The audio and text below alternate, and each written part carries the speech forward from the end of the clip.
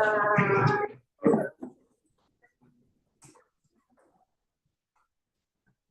afternoon. Dr. Montserrat Juárez is originally from the port of Brazil. She graduated with a degree in physics from the University of the Americas, Puebla.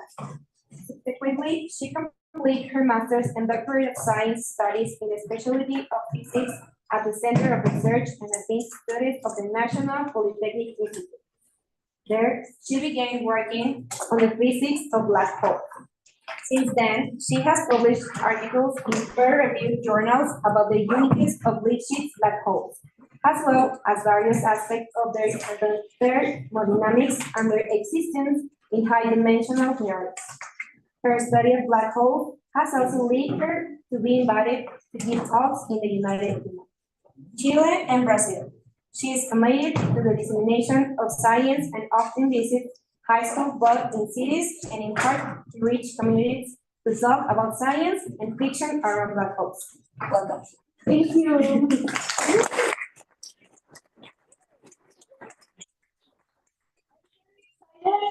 Particularly to give this talk at A100 because this is the auditorium in which I first taught when I first came to Arkansas State University. So it's a very beautiful feeling to be back on this stage. So many of you know me as your math professor, right? And I want this interaction to be very organic, very comfortable.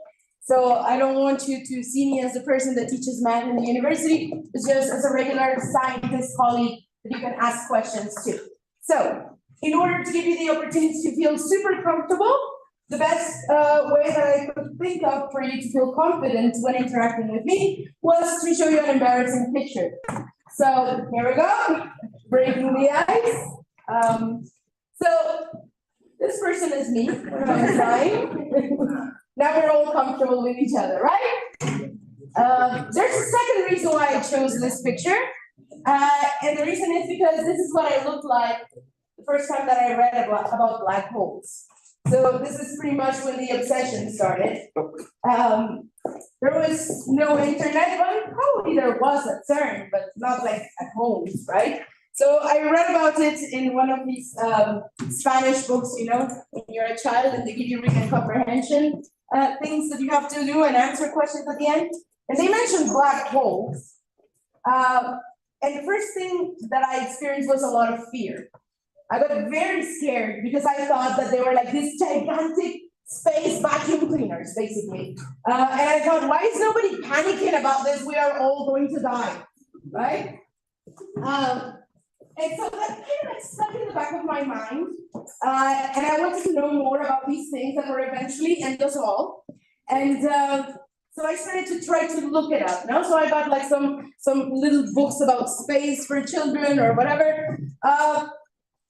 But it wasn't really that easy to get information about black holes. And it didn't really leave my mind until I became an adult, and eventually, you know, I ended up getting a PhD in that.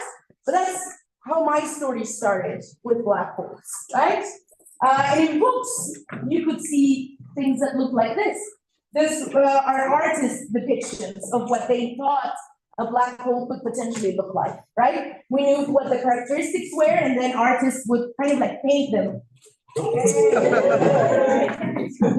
Okay, so black hole, why is it bright?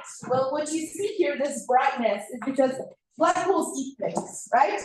And the way in which they eat things is matter basically turns around them, no?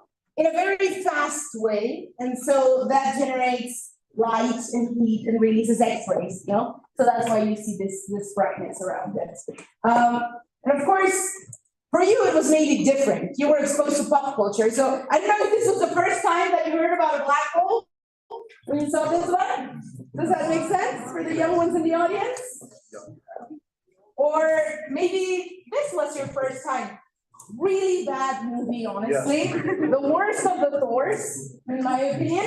But it has a black hole grenade, and in my book, that gives it points. So I don't know if you saw it for the first time in this one, or maybe this one. Did you have the beautiful pleasure of seeing this movie? Amazing, Interstellar. And maybe this was the first time that you saw black hole, no, in pop culture. And the really cool thing is, if this was your first time, this depiction of a black hole, no, gargantuan, this supermassive black hole, is actually a numerical simulation of what a black hole should look like.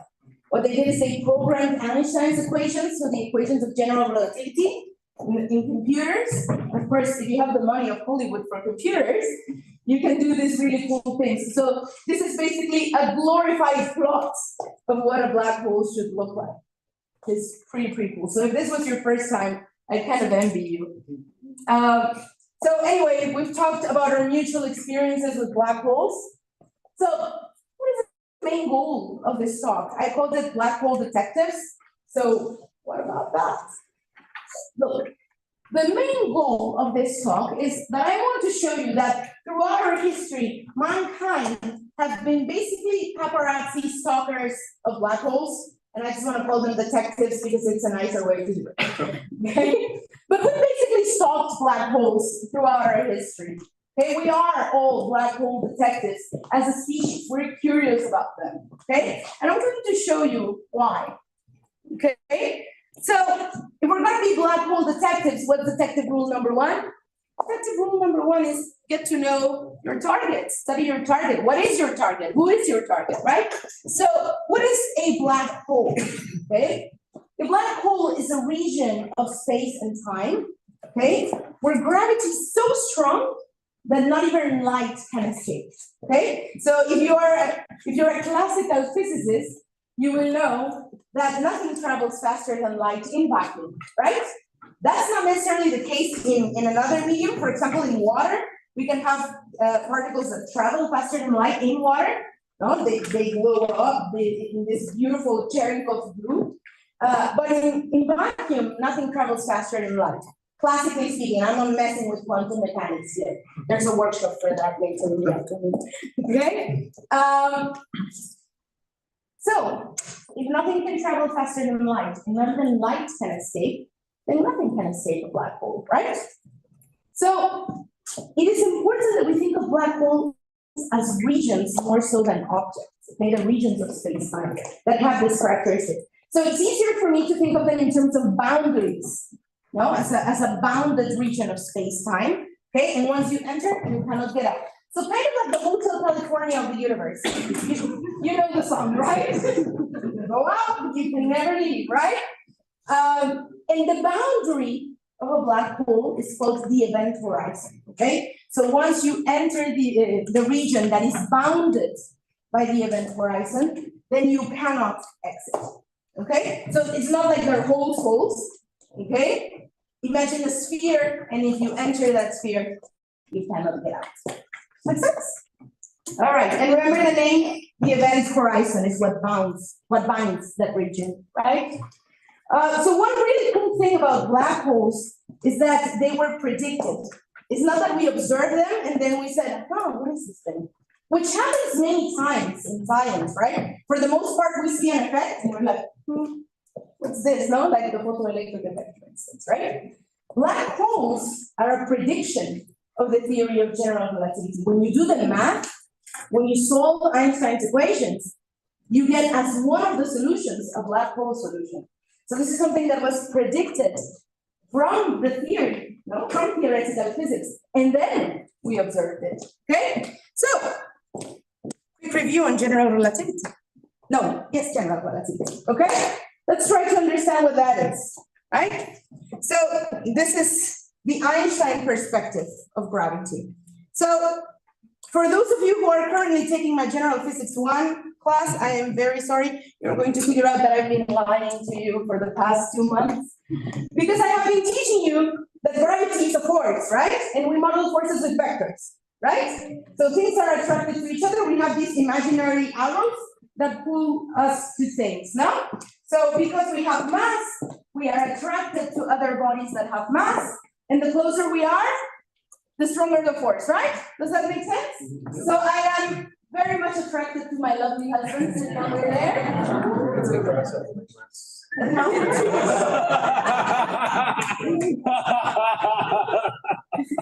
Okay. And also because I'm usually very close to you, so very good. But Einstein tells us a bit of a different story. So I'm gonna need a few extra hands.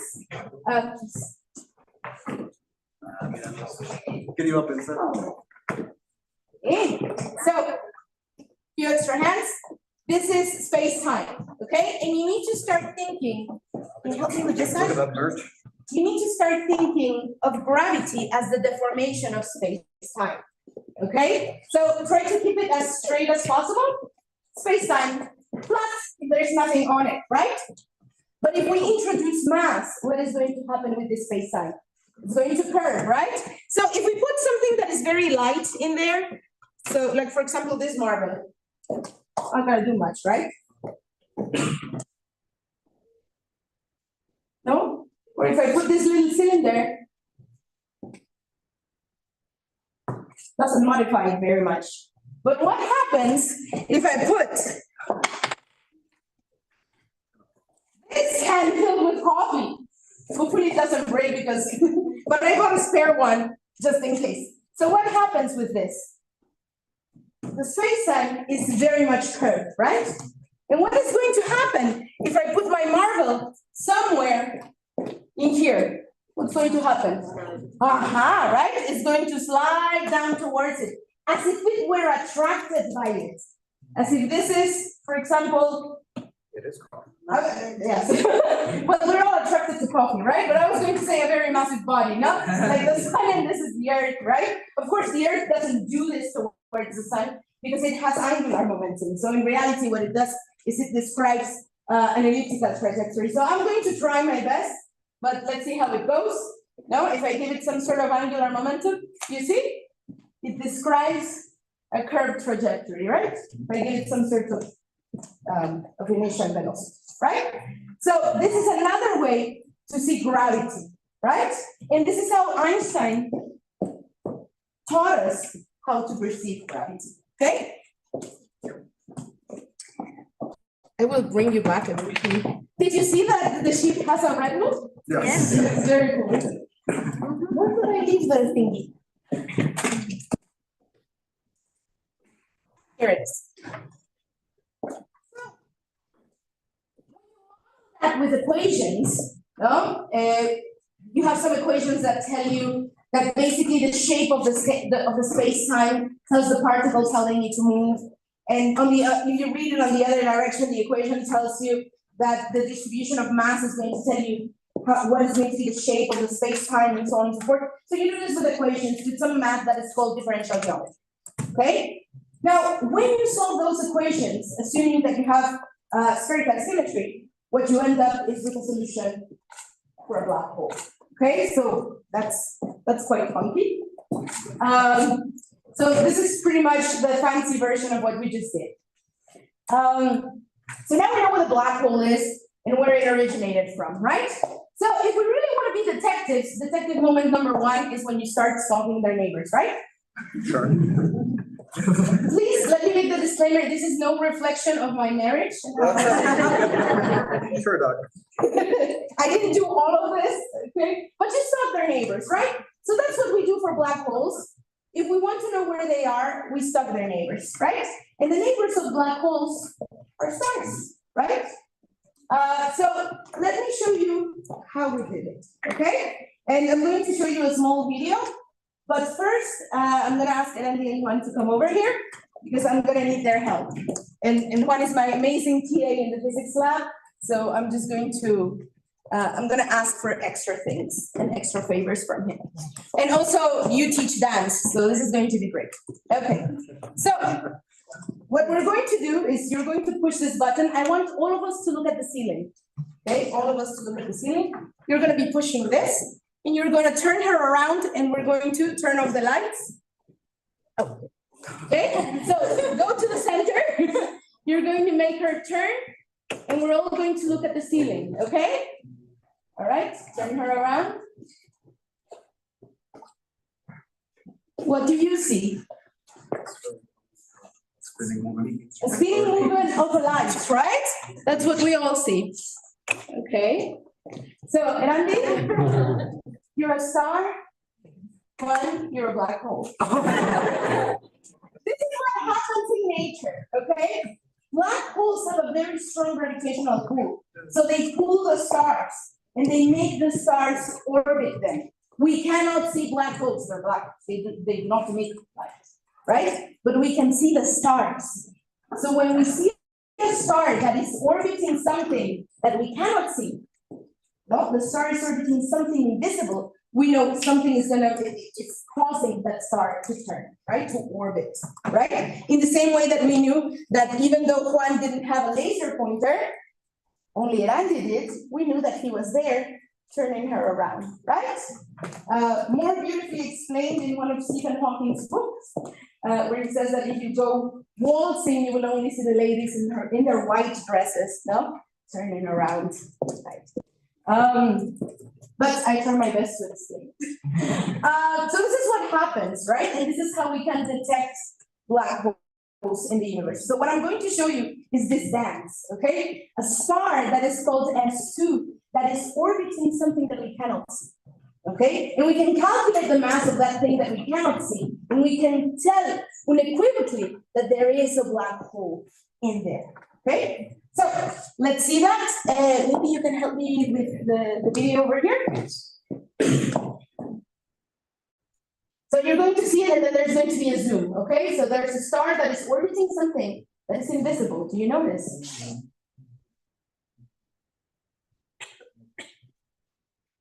Okay, let's take a look at the zoom. You see? Very clearly orbiting something that we cannot see, right? It's as if we turned off the lights of the sun and we saw the planets, no? In the same way, we can see the star orbiting this black hole, okay? The black hole that you cannot see in there, but that we are all certain that is there, is called Sagittarius A star, and it's a black hole that is in the center of our galaxy, in the center of the Milky Way. And in order to do these type of experiments, you have to be super patient, okay? This experiment actually took over a couple of decades, because as you can see, the orbit of the star is 16 years, right? So you really want to be patient for this image. But even with how patient you need to be and so on, we can, with this information, calculate a lot of things about this black hole. For example, we can calculate how massive it is, right? From the shape of the orbit. And so we know that this black hole is 4 million times the mass of the sun. Okay, it is a supermassive black hole. Actually, in the center of most galaxies, there is a supermassive black hole. So, yeah, they're closer than we think. Okay, all right. Then I was going to say let's go to the next, but I have full control here. Okay, detective moments number 2. You not only spy on their neighbors, now you put hidden microphones. So basically, this is what we try to do. We try to listen, okay? Now, to black holes. And not only that, when we're trying to spy on people, we try to listen, but not when they're alone. We try to listen to them when they're interacting with others, right? Sure. So same with black holes.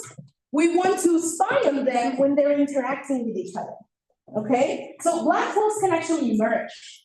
Okay, when you think of collisions, most of the time you think that black holes can like collide straight on like that. No, black holes don't merge like that. Black holes, what they do is as they start to get closer, what they start to do is they start to orbit each other like this. No, orbit each other, orbit each other, orbit each other, closer and closer and closer until they finally merge into another black hole. Okay. So we can actually spy these type of things through something that is called gravitational waves, or with gravitational wave detectors. Okay, so sorry, can you help me with and maybe with the lights too, right? So you can see a little bit better. Woo, go back. There we go. Just click on it. Okay. Oh. Went as an image, I think. Unfortunately. Okay, so you'll get the not so fancy part. Yeah, it just looks like an image. I guess. Not clicking. Don't worry. So you're gonna have to deal with just. So basically, this is what they do, right? And when they merge with each other, they form a bigger black hole. And once they merge, they emit something that is called gravitational waves. Not waves like when you throw a rock on a pond and you start getting waves. Same way with gravitational waves, but they're not waves of water, they're waves of space-time. So the space-time deforms as it propagates those waves, no? So you can see the space-time stretching and becoming smaller, and it's actually very weird, but very imperceptible for us, okay? But if we can somehow detect those waves as they reach us, because they travel at the speed of light, right? So it can happen very far away, but they will reach us eventually. If we can measure them, we can know that two black holes actually merge at some point in space and time, right? So what do? We are physicists, we like to spend money on big toys. So we built a big toy for that, and we not only built it once, we built it twice, okay? This is LIGO, is a gravitational wave detector. It is an interferometer. So for those of you who have taken physics too, it may ring the bell. So what it does is you have these two gigantic arms that are kilometers long, okay? And there are mirrors at the end, okay? So the way in which an interferometer works is, at least from the optics perspective, is you have a beam, no, like a laser beam, okay? You split it into two, right? And then it travels on this side, and it travels on this side. So in perpendicular directions, right? And then you have mirrors at the end, okay? And you basically redirect it somewhere. You either redirect it here or wherever you want. You redirect them so they can join again. No, these two lasers, okay, these two beams, if you will, and they interfere when you join them again, right? And so depending on the length of the path of each of the arms, you get a different interference pattern. Does that make sense? More or less? Okay. So if the size of the arms changes, the pattern is going to be different, right? The signal that you get is going to be different. So if a gravitational wave goes through the Earth, then what's going to happen is you're going to have these tiny changes in the length of the arm, and you're going to get a signal out of it. Does that make sense? Yes? Just to add, I don't know if you're going to mention this, but the capability Oh, yes. of the difference in distance that this device can measure, it's more or less like this. So take the diameter of a proton and divide it by 10,000. That's the capability of this device to distinguish between two distances. And this is the size of the gravitational wave that they needed to detect. So this thing, for instance, is capable of detecting the vibration of a truck that is driving several miles or kilometers away from it. So that's the sensitivity of this device. Precisely, no, just fractions of the sizes of protons. So it is ridiculously precise, and that's why it had to be so long. But also that's the reason why it was so expensive. Okay, because not only you need to characterize all of the noise, but also you need to have a lot of, I don't want to use the word cushioning, but in a sense, yes. So it's not only a great feat of physics, but also a great feat of engineering, right? And that's also the reason why we built two of them, okay? Because that way, if we see that the gravitational wave was detected in one place, but also in the other, that means that it was not a truck that passed by a couple of miles away, right? It actually means that it is a gravitational wave going through the planet, right? So we have two. We have one in Louisiana and one in Washington, okay? And nowadays, we have others. We have now one in Europe and Italy, I think. So we're starting to build more around the world, but these are like the original two. And the ones that we used to detect for the first time gravitational waves. And it's quite interesting because this is physics that is not really old physics. This is very recent physics. This is physics of your lifetime, okay? Nobel Prizes were awarded to this when you were students, maybe some of you in high school or things like that. It's pretty recent physics. Okay, so this is the announcement of the detection of gravitational waves. Ladies and gentlemen, we have detected gravitational waves. We did it. So the reason why I because it looks like the cat that got the mouse, right? And I think that this is kind of like the feeling that we all get when we finally achieve something, especially in science that we spend a lot of time, a lot of resources. No, this is an experiment that went on for decades. And when you finally get it, you really feel like, like Dennis the Menace doing something that you finally got there, that you're a mischievous child that got away with it. So let me show you what we saw, okay? Remember that I told you that you get a signal at the end, no? So this is more or less what the signal looks like, okay? And you can see that we were able to detect it both in Hanford and in Livingston, so Louisiana and Washington.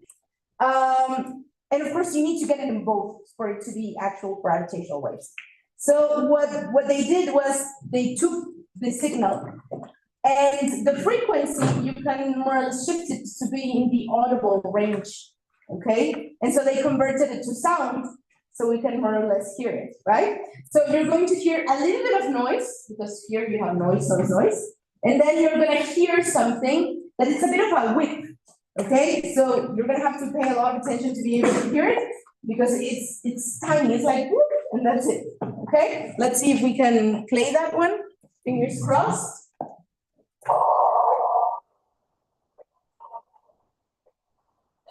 Okay, does that make sense? So it is not that when the black holes collided, they made the whoop sound. No, the whoop sound is really the transformation of this signal that we obtained from the interferometers to detect the gravitational waves that were emitted, right? And it may sound like a really small thing, but I want you to understand the following. From this signal, we can know a lot, right? So we know that what happened is that we had two black holes. One was 29 solar masses, so 29 is the mass of our sun, and the other one was 36, okay? And they merged to form a 62 solar masses new black hole. And this happened very far away, a long time ago. Sounds like a Star Wars intro, but it's not. A very, very long time ago. Why? Because remember that I told you that these gravitational waves travel to us at the speed of light.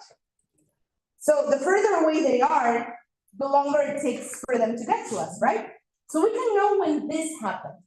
So this happened 1.3 billion years ago. So for those of you who do biology, this is more or less when evolutionary branching started with life on Earth. So what you're basically listening to is the footprint of an event of astronomical quantities, things that are tenths of times the size of the sun, merging when life was starting to branch on Earth. And we are able to detect it. So somehow we are listening to sounds of the past in the universe. And that is pretty special. And if you don't get good response out of it, you're not human beings. I still get them. And this was a while ago. I think this was a decade ago. Yes. Okay, I don't know anything about physics. It's fine. But you know math. Yes, that's why I am about to ask. I mean, for finding this time, like 1.3 billion years ago, do you use something like a differential equation? Like, because that is something that I can relate to. So yeah, well, the entire relativity is based on differential equations, but this, I would say, it's somewhat simpler. You know the speed of light, and that the speed at which it's traveling. So it is, yes. I thought that you were going to ask me something different that also has to do with math. And maybe other people are going to catch it. Maybe Danny saw it. He's going to tell me that I cannot do basic arithmetics, right? I see like the masses of the two black holes don't add up to 62. Exactly. Thank you. Yes. I can do basic math. Not all the time. There's a reason for this, okay? If you add this, it doesn't give you 62 solar masses. There are 3 solar masses missing, right? Where are they? In physics, you remember the most famous physics equation? E equals mc squared. Exactly. That's mass. Those three solar masses that are missing are the energy of the gravitational waves that are propagating. So that mass became energy. It's the energy of those gravitational waves. Okay, so yes, but thank you for asking. Good, excellent. Okay, detective moment number 3. We're gonna take pictures, sneaky pictures of our black holes. Okay, how do we take a picture of a black hole? Black hole is black, right? How are we gonna take a picture of it? Okay, remember that I told you that around the black hole, there's something called an accretion disk, okay? Because there are particles around it, no, surrounding it, that they're gonna get eaten by the black hole, right? And they're going around quite fast, no? So they get very heated up, and that means that they actually release energy, no? They release X-rays, actually.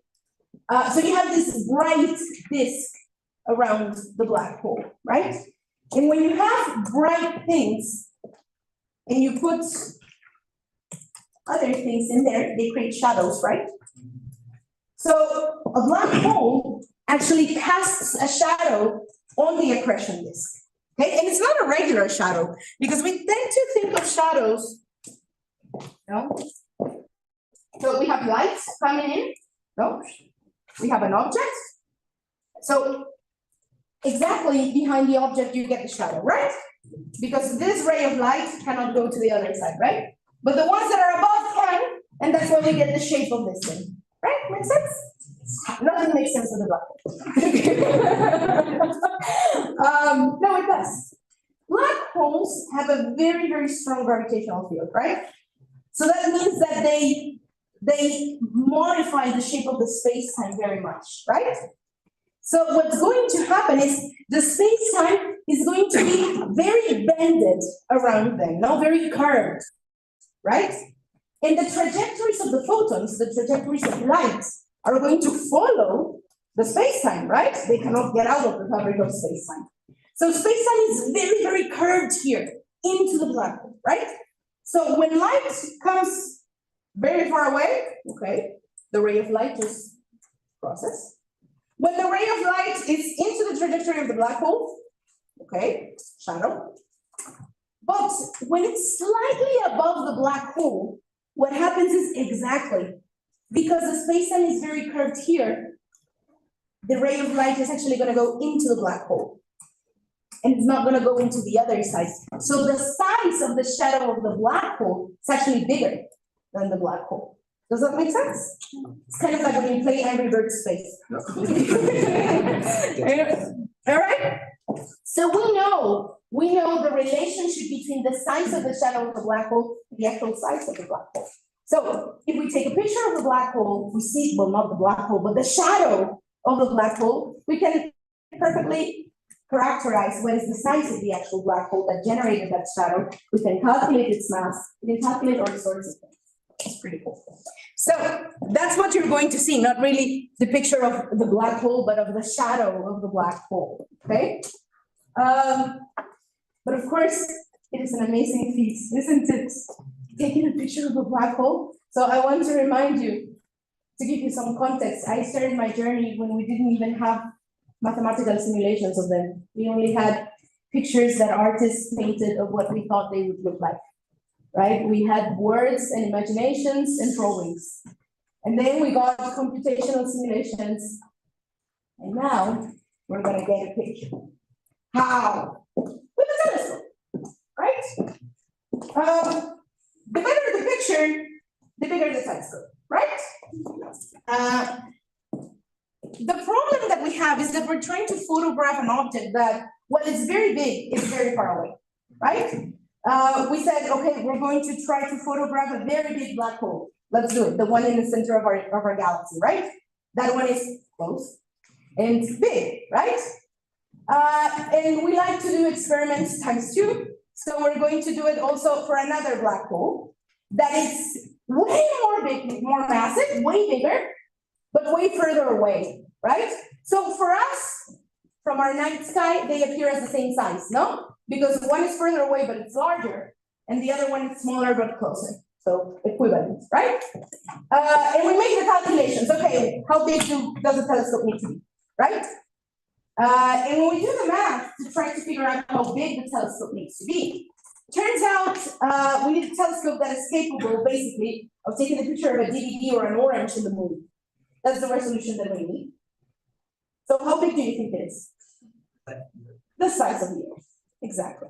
We need a telescope the size of the Earth. So what do? We cannot really build a telescope the size of the Earth. Death Star.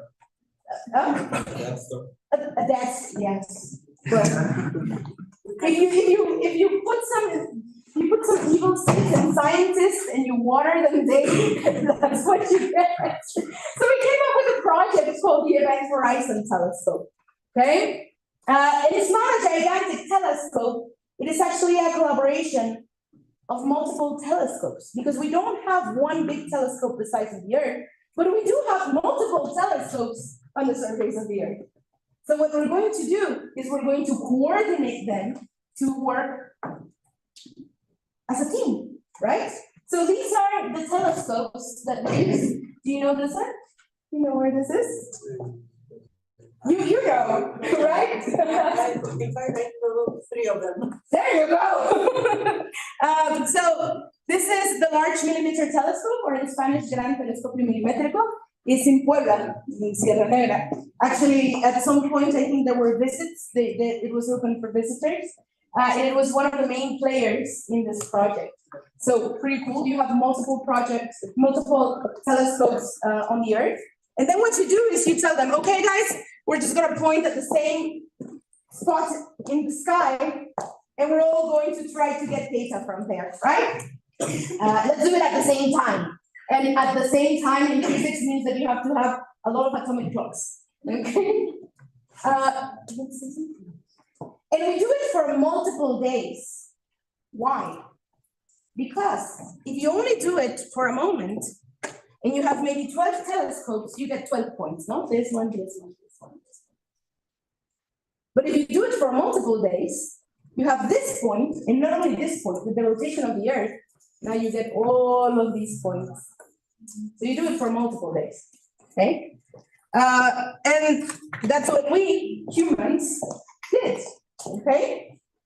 With all of these telescopes. And these were the initial ones in the collaboration. Nowadays we have more, but these were the initial ones, okay? For 5 days. So yeah, you know multiple of them. Here I marked a few. This is the one that we have in Mexico. So pretty cool. And if you want to see it, it looks like this. So I'm going to show you a picture of when they actually took the data, because it's pretty exciting. And I like this picture very much because there are people that look like us, and you know they're just happy that they took their data, right? And you can see people from different nationalities, multiple genders, everything.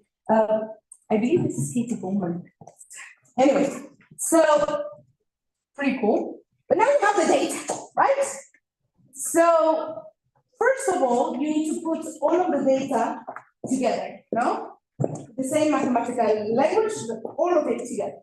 So you have your 2 pairs, okay? And now you need to put it together and give it to the teams that are going to generate the image with the data, right? So the amount of information that we got from those observations was so large that we had to transport it physically in hard drives. We couldn't move it through the internet. So imagine one of the telescopes is in the South Pole. It was faster to ship, and I mean literally ship, like put things on a ship, to ship all of the hard drives and then fly them across, than to actually wait to put them through the internet. 3 months, okay? So faster to actually ship things by boat, because it was such a large amount of information. So they made 2 copies.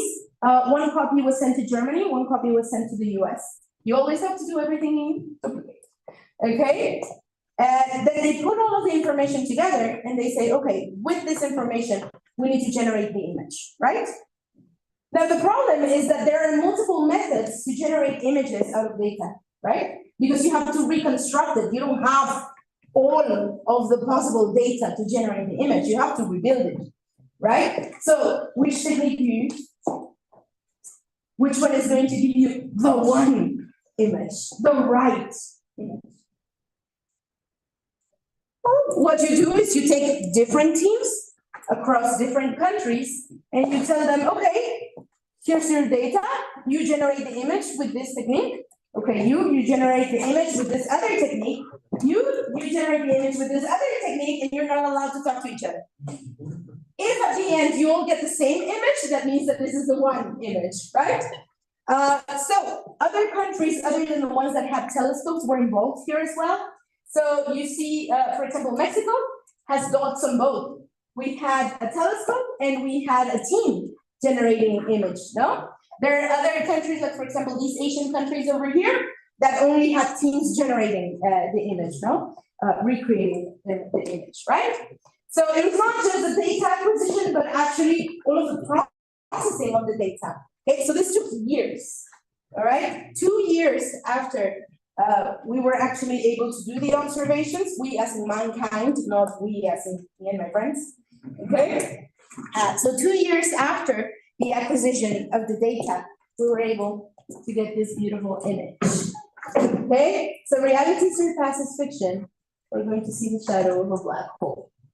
So April 10, 2019. Actually, in this very auditorium here at Arkansas State University, we saw the image together. We saw the press release together.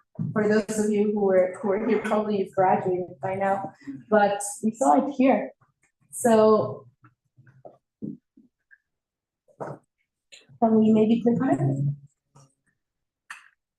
Oh no, this one didn't go as video. Okay, this is the image. So it is this.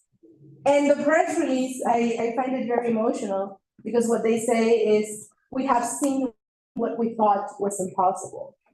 We have seen and taken a picture of a black hole. So here is your impossible. This is the picture of M87 star right over here.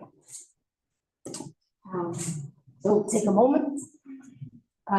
Let me explain to you, this guy is not the guy that is in the center of our universe. Okay, it's actually the one that was further away. Okay, this is a supermassive black hole, 6.5 billion times the mass of the sun. Just for comparison, the one that is in our neighborhood, the one in our Milky Way, is 4 million. This is 6.5 billion. Okay, this is the solar system. For context, the Voyager 1, so for those of you who are a little bit more seasoned, we remember the Voyager 1. The Voyager 1 is the man-made object that is further away from the Earth. So the one that has reached the furthest distance from Earth. So on scale, this is the Voyager 1. This is where the Voyager 1 is. Just for you to get an idea of the size of the shadow of this black hole. So it's pretty amazing. So what do you notice from the image? Anything weird? It's brighter here, right? Okay. That means something. So bring your phone. Does it have a battery?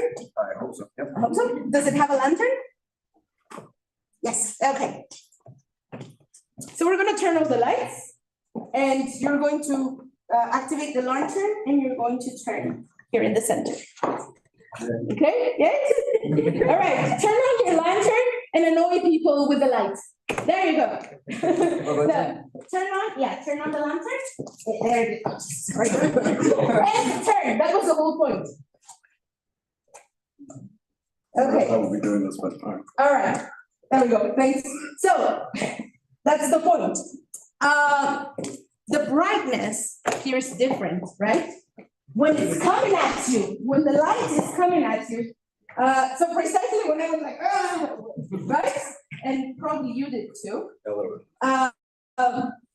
That is because the light is coming towards you, right? It's called a lighthouse effect for relativistic things, but it's a lighthouse effect. Okay, what this shows is that the black hole is spinning. Okay, that this is turning, that this is not a black hole that is just there, it's static. it actually has angular momentum. So that's why we see that. Okay. So this was me very happy on the day that we took the picture of a black hole. This is my favorite experiment out of all science, and I'm going to tell you why. This is an experiment for which you need collaboration. This is not an experiment that you can do alone. No country can do this alone. It is impossible. You cannot get enough data for telescopes that are in a single country. You have to collaborate. And this is why it's my favorite experiment in all of science. And I think it's very telling of the moment in time in which you guys get to do science. Because the science for my parents was war and the race, right? Who gets to do this first to bomb the others? Who gets to reach this place first?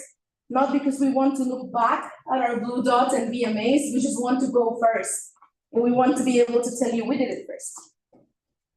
And that's not the science that you're growing up with today. The science that you guys are growing up with is a science in which you can have the entire world collaborating for one thing. So every time I see this picture, I get reminded that this is the type of things that we can achieve when we all work together, right? So work with others, and you may be able to see the impossible and take a picture of it. Very cool. We're getting emotional, aren't we? Science is beautiful. And so a couple of years later, we finally managed to get the picture of our neighbor. No, the black hole that is actually in the center of our universe, Sagittarius A*. Okay, way smaller. You can see that now, instead of just seeing the bright spots here in the bottom, we see it here, here, and here. And the reason is because this one's spinning faster. Okay, so that's why we see them like that. Okay, so this is ours. And of course, our detected moment number 4 is a work in progress. We want to take a video of a black hole, but of course, if taking pictures takes a while, taking a video is going to be a little bit more challenging, right? But that's what we want to do. That's one of the stages in which humanity or mankind is. So yeah, let's keep on being detectives. That's the whole point of this. I became a black hole detective. And people think that it started like this, that I was like a child genius, solving differential equations at the age of 4. I already told you that it wasn't like that. My story of doing science and becoming a scientist looks a little bit more like this. So just a regular child that likes to play, that gets curious about nature, and that as an adult, I now get to see physics everywhere I am. So thank you very much, and let's continue to enjoy science.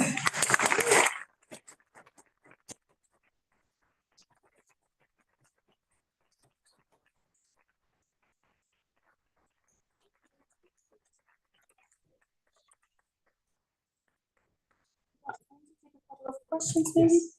Yeah, let's do questions. Yeah. So about the gravitational waves. Yes. So you said that from our, like, because of the distance, we can't actually feel it. Like, we don't physically feel any of the No. sensations. If we were to be like a lot closer to it, because you said that like the space-time distorts, Yes. would we physically have a reaction to it, or?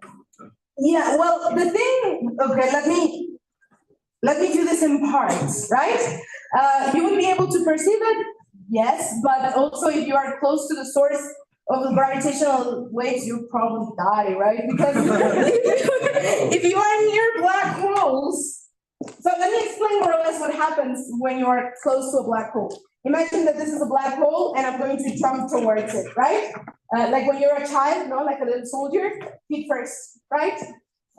So what happens when you're near a black hole is the space-time is very curved, right? And in the regions where it's very curved, you experience gravity or gravitational effects more intensely, right? Than in the regions where it's not as curved, right? Very near a black hole, this difference is very palpable, it's very dramatic, right? We are seeing it right now, my feet are being more close to the earth than my head, right? But the earth is not that massive compared to a black hole, so I don't really perceive it. No harm made to me, right? But near a black hole, this difference in the effects that my feet feel and my head feel are going to be very significant. So it's basically like taking an object and pushing it a little bit, but pulling it a lot from the bottom, right? So if you're a person, you probably snatch from the waist, right? And then the pieces that are left do the same thing, no? Between your waist and your feet, you know? So like a Barbie that you've played with in Toy Story, are gonna snap more or less from around here. Now you're the bios, so you know more than me about this. And the top part, probably from this part, just keep snapping until you're a string of particles. And this is called death by spaghettification. It has a name. Because we're physicists, we don't have fancy names, we have silly names. So it is an actual name for an actual phenomenon, spaghettification, yes. Yes. Do you think that black holes have the answer to unite all the four main forces of the universe, like unite gravity with other three? I think they are the best laboratories that we have for that. And not only like laboratories with our hands, mathematical laboratories as well. Because the thing is, out of all the four forces, gravity is the weakest one. And so when we try to do experiments here on Earth, the problem is gravity is not significant enough for it to play a big role when compared to the others, right? And we have been able to model all of the three others together. I'm not saying that they are the key. I'm saying that whatever theory we come up with that unites the four should be tested with black holes or around black holes, either mathematically, however you please, simulations, because those are the guys, or those are the regions in which gravity is important enough, is big enough, is significant enough, thus play a relevant role, as well as the other forces. So yes, definitely. Yes. So if everything that is orbiting a black hole emits light and energy, why aren't we able to see it from the telescopes as we see stars? Why we cannot see what, sir? Why we cannot see black holes? No, that emission of light. Oh, we can. Actually, a lot of black holes are detected by emission of X-rays. Yeah, for example, the one in Cygnus was found like that. The first black hole that was found through emission of X-rays. So yeah, we definitely do that. This is not the only technique that we use to detect black holes. It's one of them, my personal favorite, but we also do it with X-rays. And the other way in which we do it is through something that is called gravitational lensing. Okay, that's actually how we found the most massive black hole that there is. And what happens is because space-time is distorted so much, it distorts the trajectories of light, right? So it kind of behaves like a lens, because that's what lenses do. They change the trajectories of light.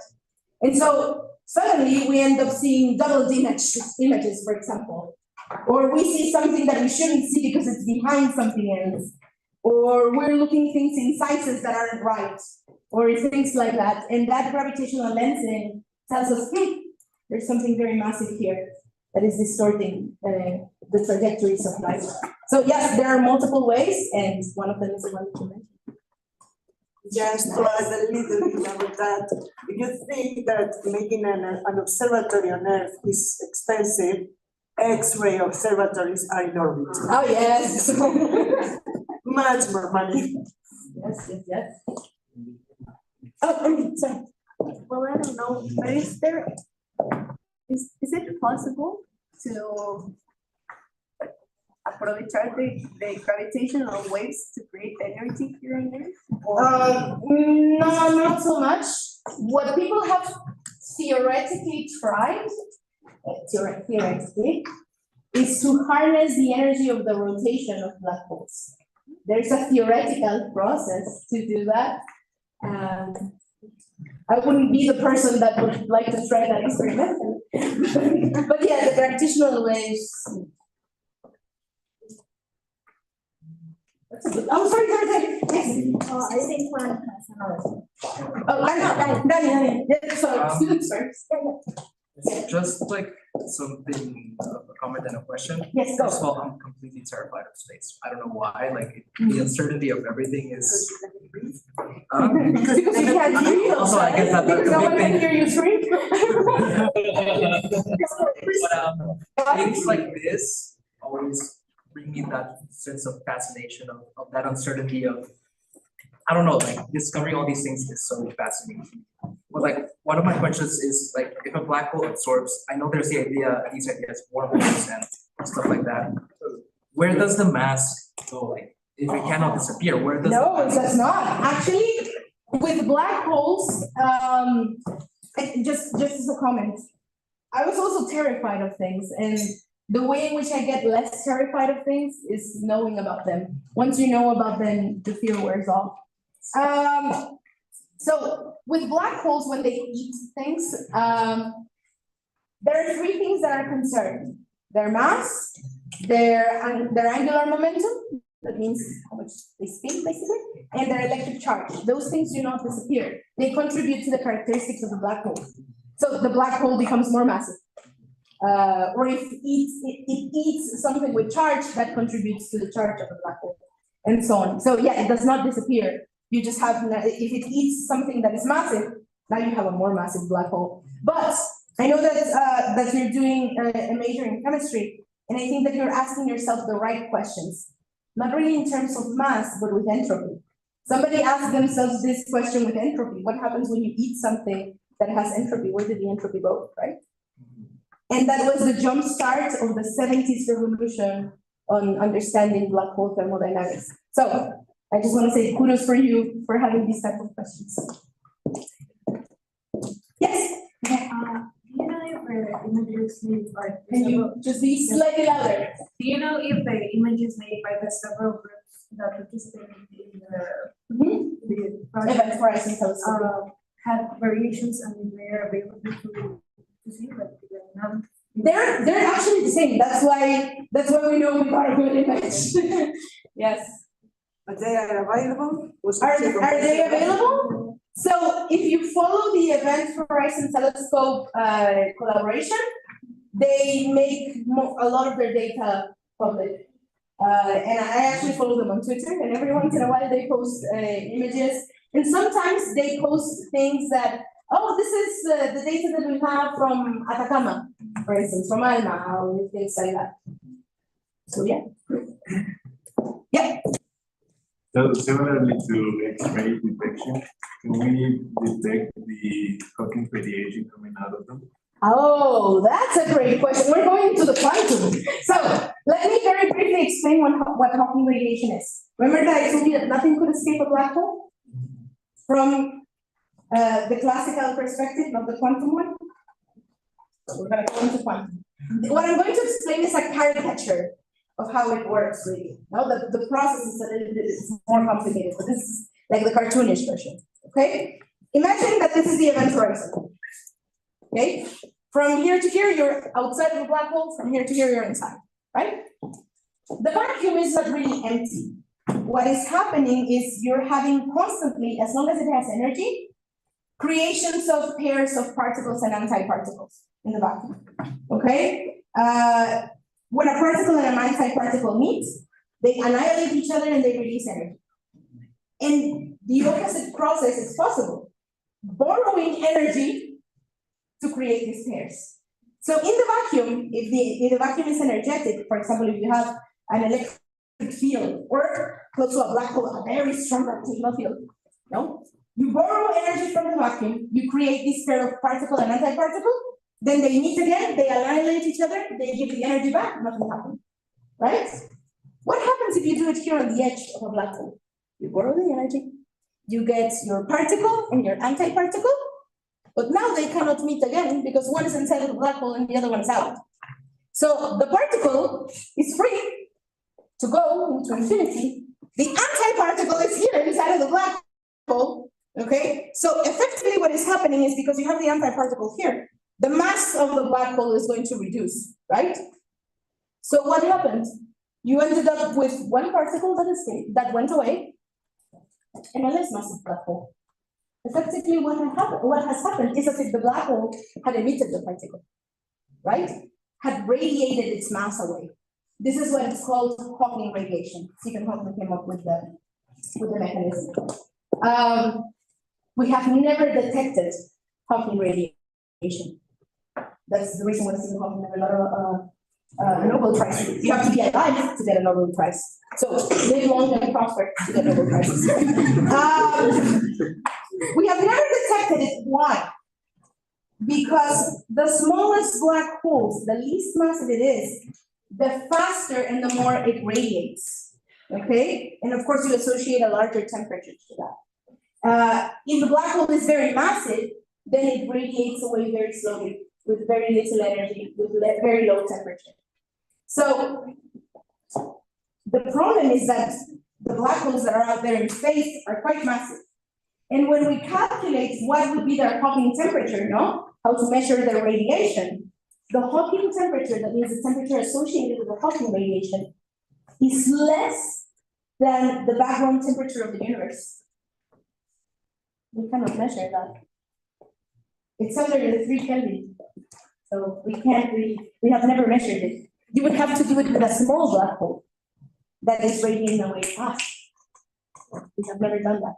We have, however, in analogous systems, because there are some systems that are black hole analogs for laboratories, which are condensed systems that behave like black holes if you give analogs to different things, So it's not like a gravitational event horizon, but it has the characteristics of an event horizon, for example, from an electrical perspective. And in those analog systems, we have observed what it would be the analog of Hawking radiation. Did I answer your question? Yes, ma'am. This is a theory that I heard or read about, but I don't know if it's like something that could be proven or that has been proven. Okay, I'll try my best. White hole, like the opposite of a black hole that nothing can enter. Yes. The opposite end of a black hole. Yes. So mathematically speaking, when we solve Einstein's equations, we transform them to other sets of coordinates. So we transform them, and then we solve them. And in that transformation, and when we solve them, we get the solution of a black hole, and then there's another symmetrical mathematical solution that corresponds to a white hole, right? That has kind of like the opposite behavior, It would basically spew out material, Nothing can stay inside of it. In a black hole, nothing can get out. In a white hole, technically, nothing would stay inside of it, right? Mathematically speaking, I mean, you can do the math for it, right?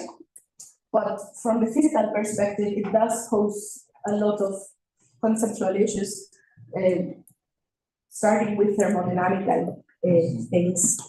We can also model wormholes, for instance, Say you have a black hole here, and you have a throat, and then you come out from the other side, in a white hole. The problem with those is that the throat that you have here would be too small or too unstable and would collapse. Or for it to stay open and for you to be able to actually put things through it, you would need exotic matter. So doesn't really matter with exotic properties that we have never seen in regular matter that we have. So at this point, those are no-goes, at least from what we have observed. If you ask me my personal opinion of what I think, I don't think we're going to detect them. And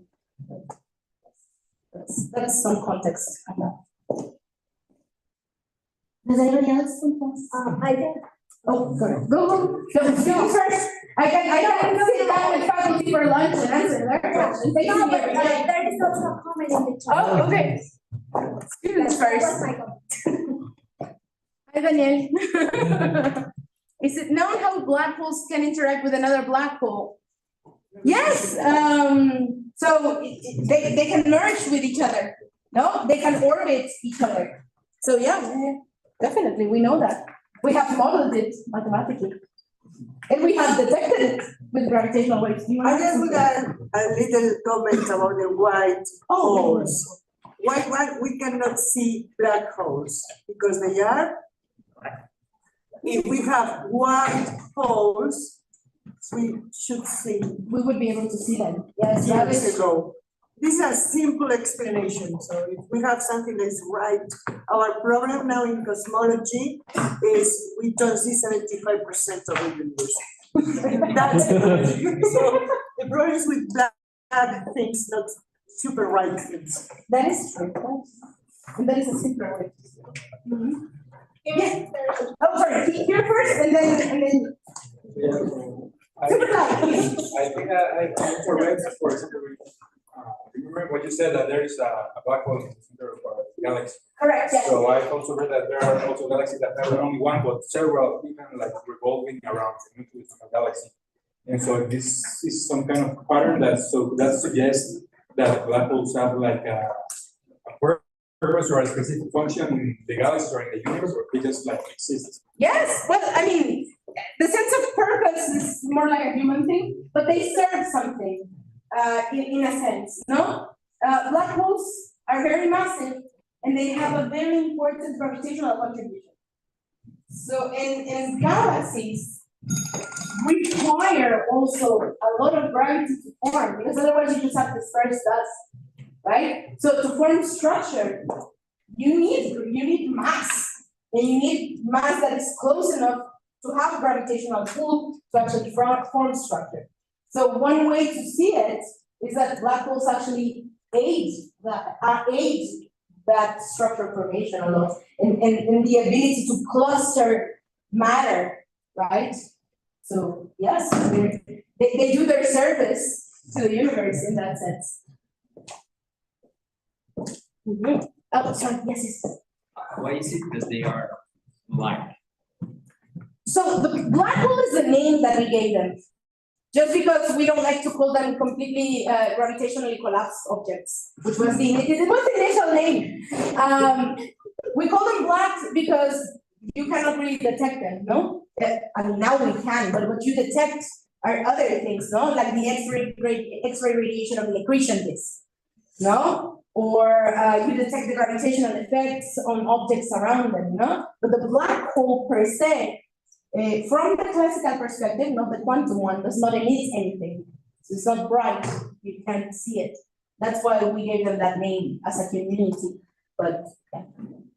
So I have another question, is there a limit for black hole?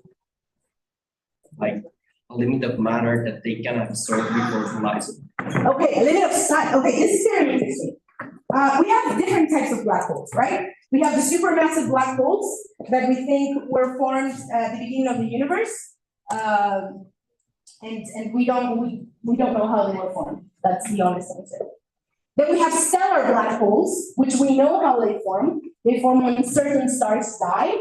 They have to have a certain mass to die and become black holes. For example, our sun will never become a black hole when it dies. And so you have these sizes, right?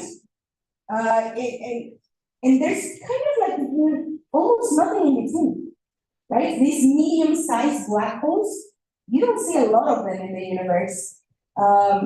So why? Because after a certain size of a star, it would be unstable for it to form a black hole. So this medium size, we have a theory that they form out of the merger of stellar black holes. And that's a theory, we don't know for sure. And then there's also a lower bound also for the mass. Recently, we found one of the youngest and therefore least massive black holes. And we think that's pretty interesting because it will allow us to study how black holes grow, right? Do they have a limit of how much mass they can absorb? There are some black holes that do.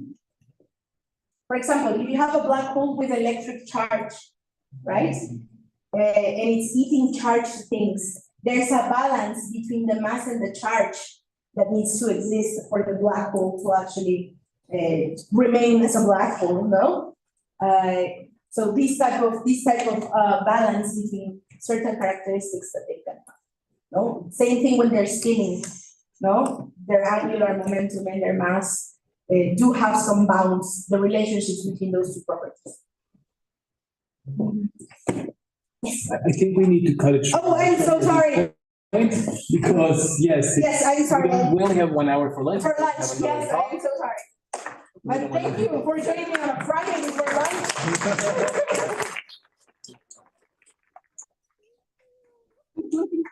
I got a